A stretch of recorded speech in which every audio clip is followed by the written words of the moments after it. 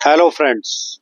मैं उम्मीद करता हूं कि आप सब अच्छे होंगे और आपने हमारी पहली दो video learn tenses very easily ध्यान से देखी होंगी।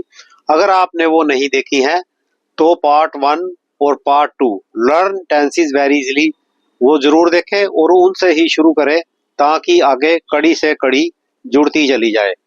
तो अब ज़्यादा समय ना लेते हुए आज हम शुरू करेंगे प्रेजेंट परफेक्ट टेंस को। इसमें इसकी क्या पहचान है, बनाने के क्या नियम है और हेल्पिंग वर्ब कौन सा लगेगा और वर्ब की कौन सी फॉर्म लगेगी, ये अब आप आगे स्लाइड देखिए और उसके माध्यम से हम आपको सभी चीजें समझाते हैं। दोस्तों, प्रेजेंट परफेक्ट टेंस इसकी जो पहचान होती है उसमें वाक्य के अंत में चुका है, चुकी है, चुके हैं, लिया है, पिया है, दिया है, ये इसकी वाक्य के अंत में दिया जाता है, यानी कि काम पूरा हो चुका है। तो ये वाक्य प्रेजेंट परफेक्ट टेंस कहलाता है। इसके जो हेल्पिंग वर्ब हैं वो है हैज या हैव। जो हैज है वो सिंगुलर, जैसे ही, शी, इट, राम, शाम या कोई नाम, यानी एक वचन के साथ हैज का प्रयोग होता है।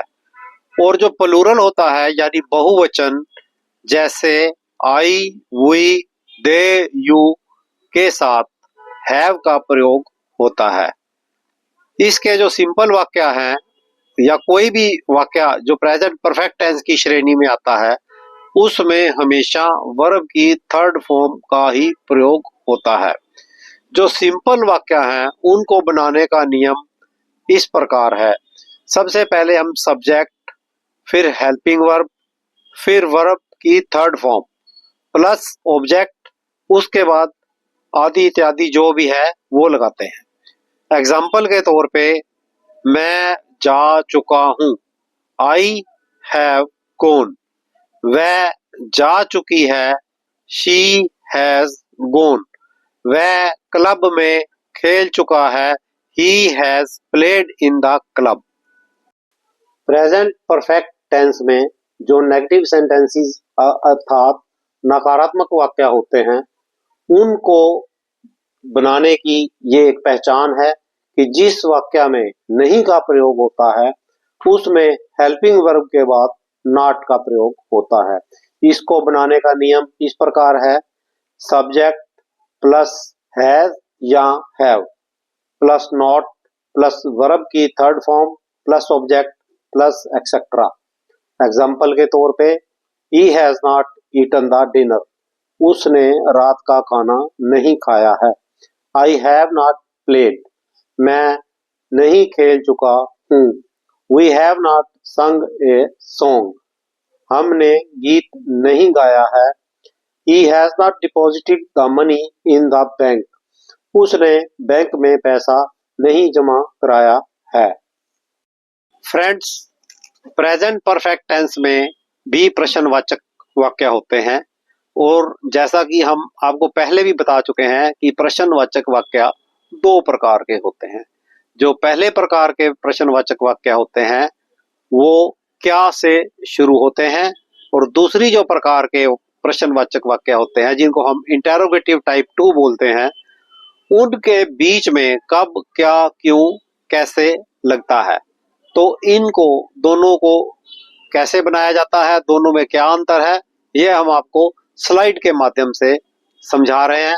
अब आप देखिए ये स्लाइड इंटेरोगेटिव टाइप 1, ये है इंटेरोगेटिव टाइप 1। जैसे कि हमने पहले भी बताया है कि प्रश्नवाचक वाक्य दो प्रकार के होते हैं। तो जो पहली प्रकार के होते हैं वो वाक्य क्या से शुरू होते हैं और उनको इंग्लिश में वाक्य बनाते समय हेल्पिंग वर्ब से शुरू करते हैं। इसको जो बनाने का नियम है और पहचान हम पहले ही बता चुके हैं कि चुका है, चुकी है, चुके हैं, किया है, यानी कि काम पूर्ण हो चुका है, तो ये वाक्य प्रेजेंट परफेक्ट की श्रेणी में आते हैं। तो जो इंटेरोगेटिव टाइप 1 है इसको बनाने का नियम ऐसा है कि helping verb plus subject plus verb plus object और प्लस एक्सेट्रा लेकिन वर्ब की थर्ड फॉर्म ही लगती है।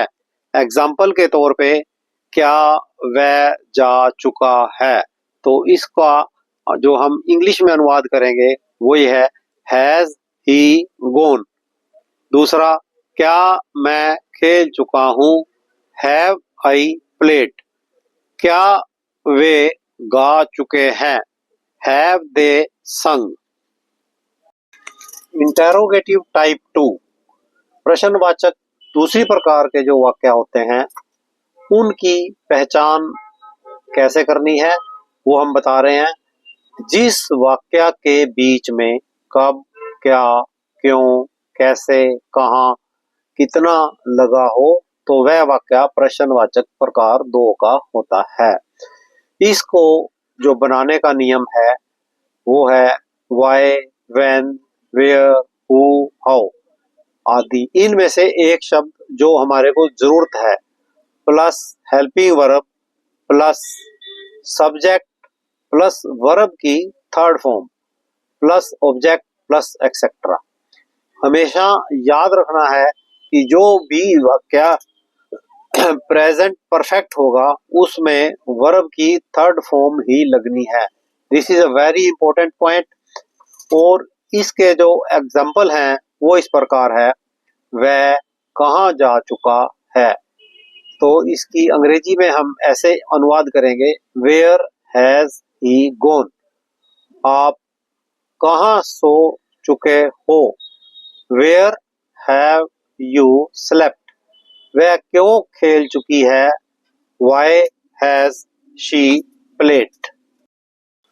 दोस्तों, आपको जान के बड़ी खुशी होगी कि आज से हम अपनी वीडियोस में एक ग्रीन कार्ड को भी शामिल करने जा रहे हैं।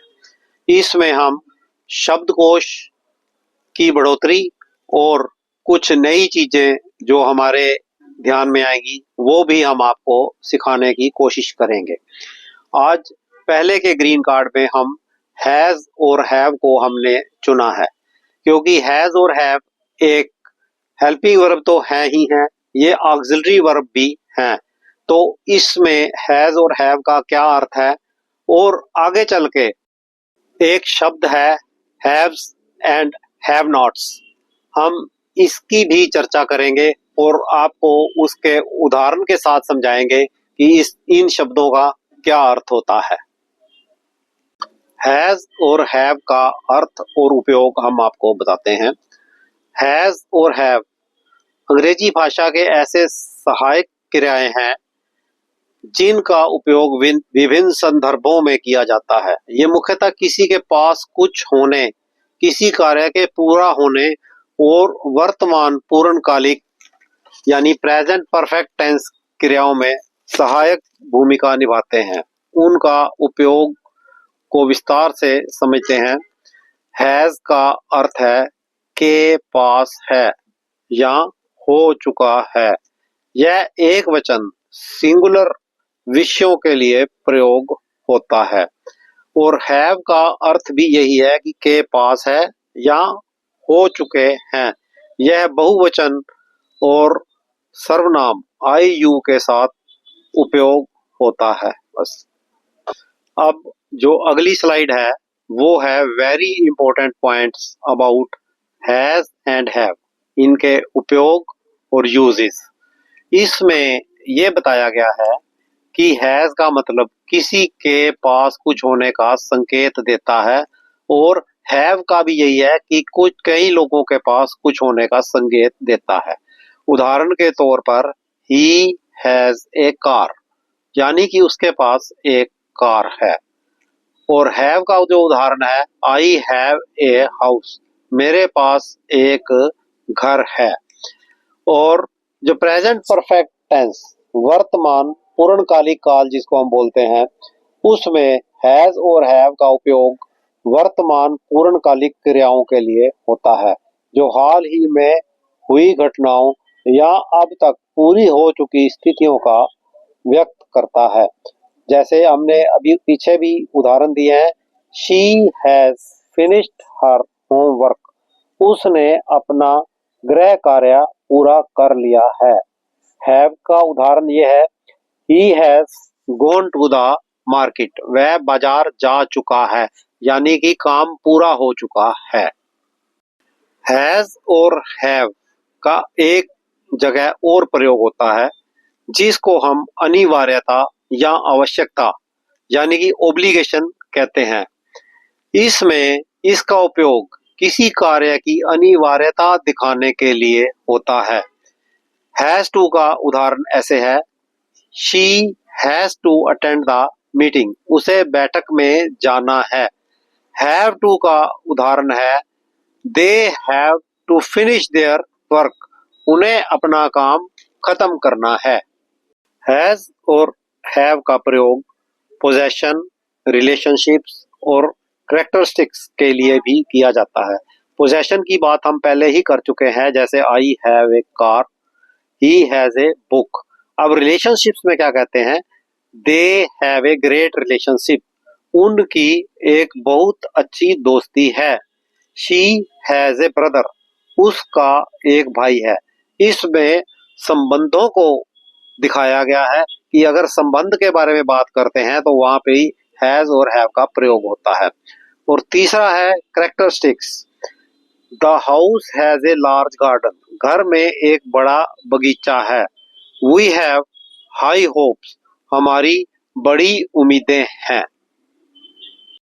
दोस्तों, अभी आपने इन स्लाइड्स में देखा कि हमने हैज और हैव का प्रयोग प्रेजेंट परफेक्ट टेंस में वर्ब की थर्ड फॉर्म के साथ लगते हुए एज ए हेल्पिंग वर्ब भी देखा है।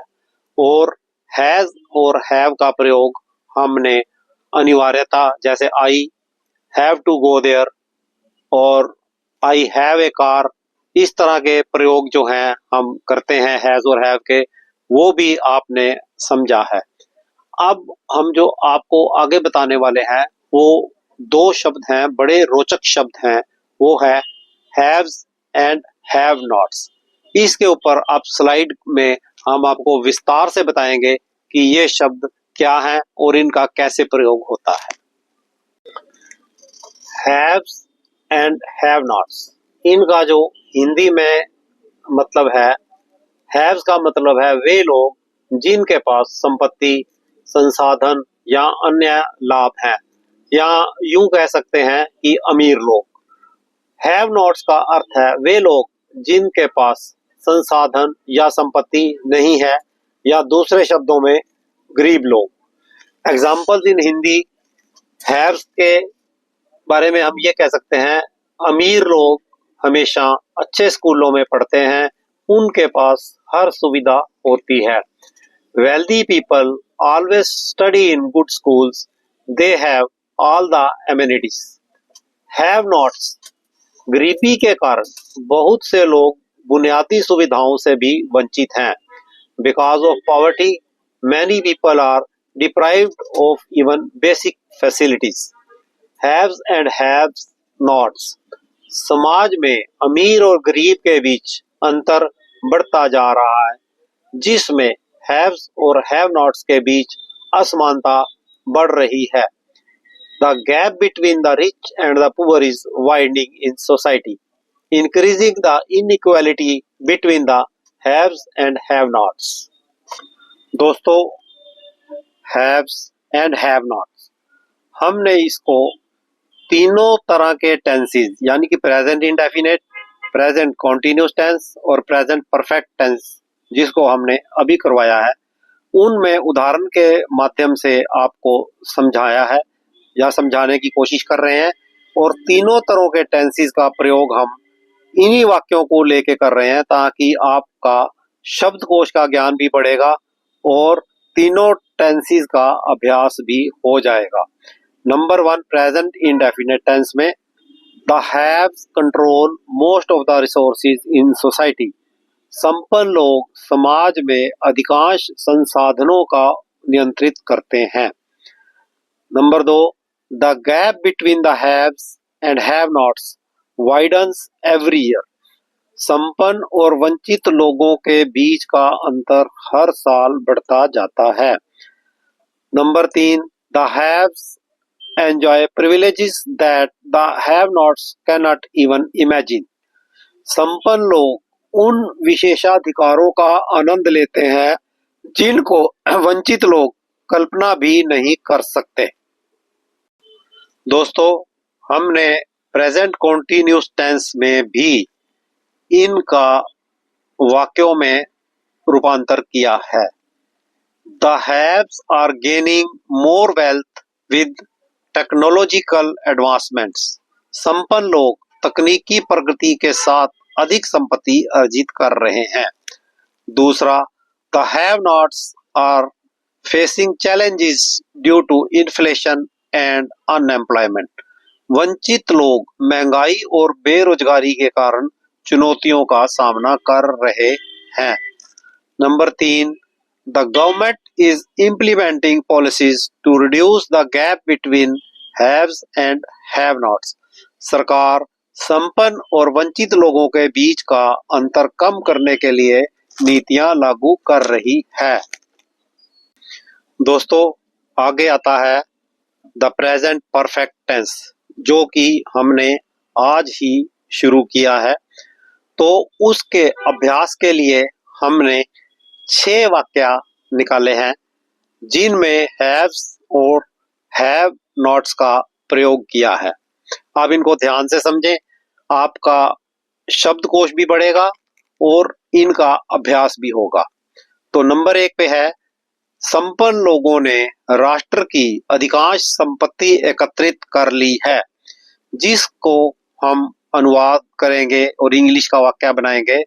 The haves have accumulated a large portion of the nation's wealth। दूसरा वाक्य है, वंचितों को शिक्षा प्राप्त करने में भेदभाव का सामना करना पड़ा है। The have-nots have faced discrimination in assessing education। अगला वाक्य है, संपन्न लोग पिछले दशक में आर्थिक सुधारों से लाभान्वित हुए हैं। The haves have benefited from economic reforms in the last decade। अगला वाक्य है, वंचित लोग हाल के वर्षों में स्थिर नौकरियां पाने के लिए संघर्ष कर रहे हैं। The have-nots have struggled to secure stable jobs in recent years। संपन्न लोगों ने विलासिता की वस्तुओं और सेवाओं में भारी निवेश किया है। The haves have invested heavily in luxury goods and services। अगला और आखिरी वाक्य है, वंचित लोग बेहतर अवसरों की तलाश में शहरी क्षेत्रों में पलायन कर चुके हैं। The have-nots have migrated to urban areas in search of better opportunities। दोस्तों, आज आपने देखा कि हमने जो ग्रीन कार्ड शुरू किया है उसमें हम आपको नई नई बातें बताने का प्रयास करेंगे और इसमें आपको शब्दकोश और कुछ नई चीजें आपके सामने लाएंगे, जिससे कि आपका इंग्लिश का ज्ञान बढ़ता चला जाएगा। जरूरत है सिर्फ आपको इसके अभ्यास करने की। आप बार बार इसको देखें और समझने की कोशिश करें कि हर चीज क्लियर तरीके से समझाई गई है, कि उसको हमने अपने दिमाग में बिठाना है, ताकि आने वाले समय में हम इन चीजों का प्रयोग जब भी हम उच्च शिक्षा में जाएं तो हमारे काम में आए। अब हम हमेशा की तरह एक येलो कार्ड बनाते हैं जिसमें कि कंफ्यूजिंग वर्ड्स लेके आते हैं। आज हम 10 ऐसे कंफ्यूजिंग वर्ड्स छांट के लाए हैं जिनका प्रयोग हमने प्रेजेंट परफेक्ट टेंस के रूप में भी किया है। इससे भी आपका प्रेजेंट परफेक्ट टेंस का अभ्यास बढ़ेगा और आपको इन शब्दों का भेद समझ आएगा कि जैसे एक से लगने वाले, एक जैसे स्पेलिंग वाले जो शब्द हैं उनके अंदर क्या अंतर है और उनको समझना कितना जरूरी है। आप देखिए येलो कार्ड स्लाइड के माध्यम से।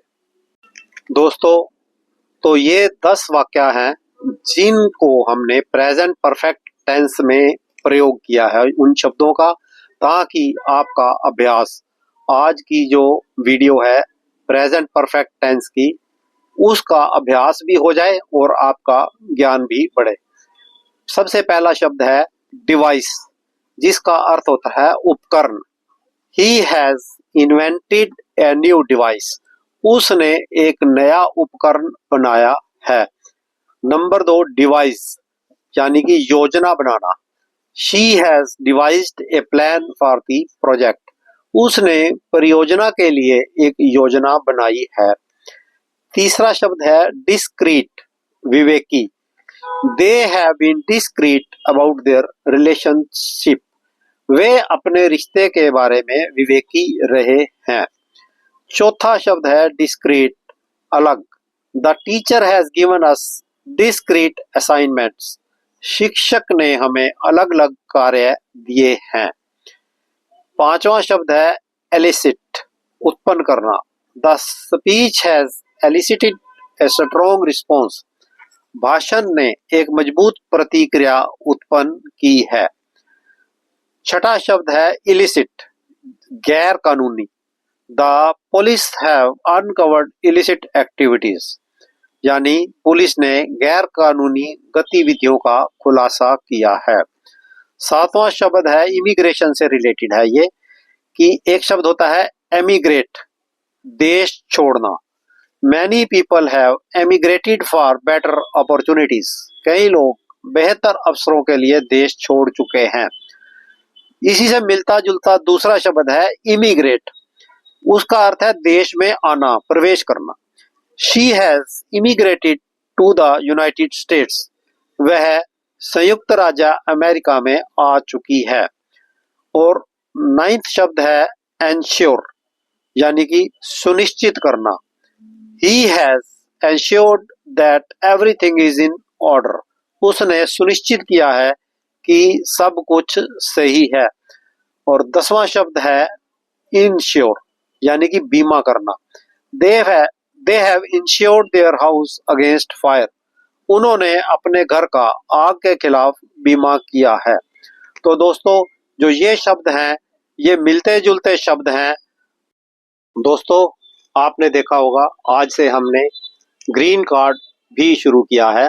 इसमें हम अधिक से अधिक नई जानकारियां और आपके शब्दकोश का विस्तार करने की कोशिश की है। और येलो कार्ड में हम कंफ्यूजिंग वर्ड्स या जो भी नई चीज हम दे पाएंगे वो हम आपके लिए येलो कार्ड में लेके आएंगे। और नए शब्दकोश के लिए और जनरल नॉलेज के लिए ग्रीन कार्ड्स भी हम बढ़ाते रहेंगे। आप हमारी वीडियो ध्यान से देखिए और अपनी नॉलेज को बढ़ाएं। और अगर आपको हमारी वीडियो अच्छी लग रही है तो आप हमारे चैनल को सब्सक्राइब करें और इसको ज्यादा से ज्यादा शेयर करें ताकि अधिक से अधिक लोग इसका लाभ उठा सकें। Thank you.